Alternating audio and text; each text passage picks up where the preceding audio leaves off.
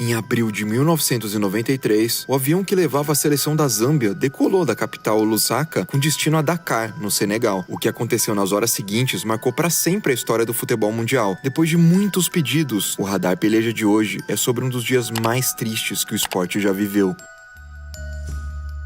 Nos Jogos Olímpicos de Seul, em 88, uma partida de futebol chocou o mundo. Era a fase de grupos, e a toda poderosa Itália, do Roberto Baggio, ia enfrentar a equipe da Zâmbia, que fazia sua estreia em torneios fora da África. Os Balas de Cobre, como era conhecida a seleção zambiana, não tomaram conhecimento dos europeus e deram uma goleada histórica por 4-0. A vitória foi tão impactante que o melhor jogador da Zâmbia, o atacante Kalusha Bwalya, autor de 3 gols naquele jogo, foi contratado pelo PSV da Holanda assim que o torneio acabou. A goleada sobre a Itália foi um cartão de visitas para o mundo com o que aquela jovem seleção africana era capaz de fazer. Mas, apesar das expectativas que foram criadas nas Olimpíadas, o país não conseguiu se classificar para a Copa de 90. O sonho da classificação inédita ficaria então para o Mundial de 94 nos Estados Unidos. Ainda mais depois que a FIFA aumentou de 2 para 3 o número de vagas de seleções africanas a partir daquele ciclo. Com um novo regulamento e uma equipe mais madura, a Zâmbia ia avançando nas eliminatórias africanas. E no começo de 93 chegou a fase final do torneio com chances reais de ir pela primeira vez para a Copa. O otimismo e a confiança de que aquele grupo poderia fazer história embarcaram junto com os 18 jogadores e os outros 7 tripulantes e passageiros no dia 27 de abril. O pequeno avião, cedido pela Força Aérea Zambiana, deixou o país em direção ao Senegal, onde a equipe faria o primeiro jogo da fase decisiva das eliminatórias. Como o modelo da aeronave era antigo e sem muita autonomia, seria preciso fazer algumas escalas até o destino final. Logo na primeira parada, no Congo, o avião deu sinais de que estava com problemas em um dos seus motores. Mesmo assim, a tripulação decidiu continuar a viagem e manter o roteiro original, que tinha como próxima parada o Gabão.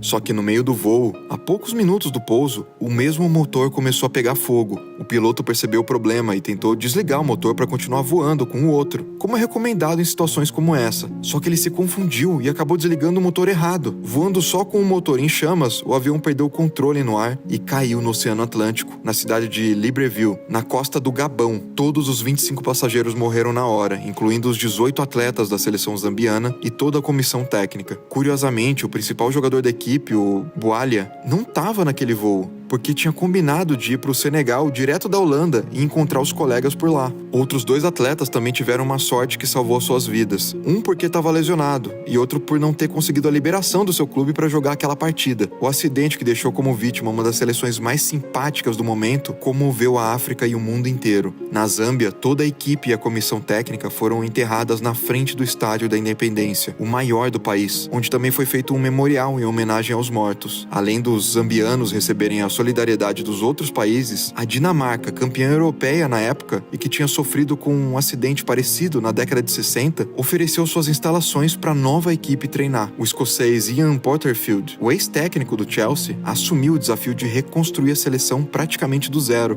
para que ainda pudessem continuar disputando as eliminatórias. E eles conseguiram. Semanas depois, uma Zâmbia reformulada entrou em campo pela fase final das eliminatórias. A nova equipe acabou não conquistando a tão sonhada vaga para a Copa do Mundo, mas isso acabou nem importando tanto no fim das contas. O orgulho dos jogadores e de todo um povo ao ver a superação de tantos atletas vestindo as cores do país e honrando a história daqueles que se foram, isso falou mais alto. Mas a maior homenagem para aquela equipe viria 18 anos depois do acidente, na Copa Africana de Nações de 2012. O torneio foi justamente no Gabão e a final marcada para acontecer na capital, bem onde o avião da Zâmbia tinha caído em 93. Por uma coincidência que só o futebol é capaz de proporcionar, a seleção zambiana conseguiu chegar na decisão para enfrentar a poderosa Costa do Marfim, do Didier Drogba. O jogo foi equilibrado e terminou empatado, inclusive na prorrogação. Nos pênaltis foram exatamente 18 cobranças, que muita gente lembrou que era o mesmo número de jogadores zambianos que faleceram no desastre. Uma coincidência bizarra. E depois que Gervinho errou e o meia Sun Tzu marcou, o improvável aconteceu. A Zâmbia conquistou o título inédito da Copa Africana de Nações, no mesmo local em que viveu um dos maiores traumas da sua história. Para muita gente era como se os jogadores, a equipe que faleceu, estivesse lá assistindo. Com certeza devia estar escrito em algum lugar que nós deveríamos ganhar essa Copa, disse o técnico Hervé Renard depois da partida.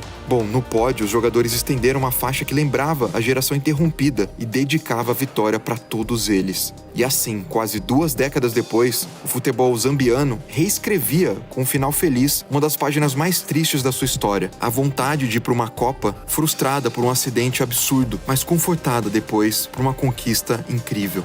inscreva-se no Peleja e até o próximo Radar.